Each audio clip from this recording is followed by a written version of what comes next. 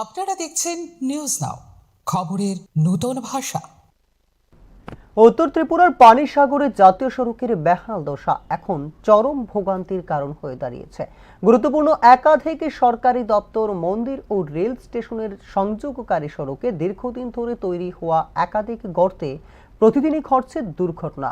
সামান্য বৃষ্টিতেই গর্তে পানি জমে বিপদের মুখে পড়ছেন টোটো, ই রিক্সা ও দুই চাকার গাড়ি চালকরা।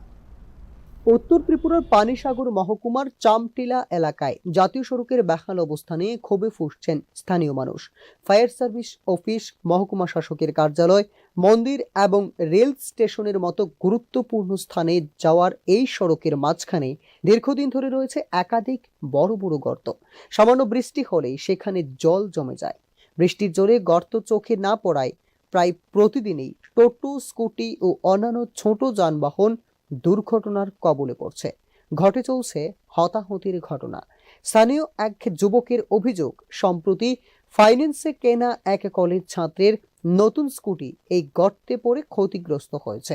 তার অভিযোগ, বিষয়টি বহুবার প্রশাসনের নজরে আনা হলেও এখনো পর্যন্ত কোনো কার্যকরী পদক্ষেপ নেওয়া হয়নি।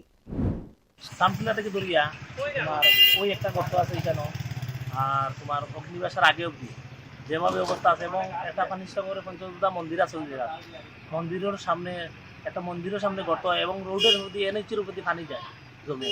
আর ওই একটা গর্ত এখানে অনেক অ্যাক্সিডেন্ট হয়েছে, বা এখানে যখন মানুষ খাওয়া করার তোমার গাড়ি মানুষের গাতে পড়ে, একটা টুকটুক পড়ছে, একটা স্কুটি পড়ছে, নতুন স্কুটি কিনছে ছেলেটা, ফাইন্যান্স রয়েছে তার, কলেজ যেত ছাত্র, একটাও পড়িয়া বাংছে এখানে উপরে এই দুটানো ঠিক করা। এলাকার অধিকাংশ মানুষ দিন মজুর কিংবা টোটো চালিয়ে জীবিকা নির্বাহ করেন।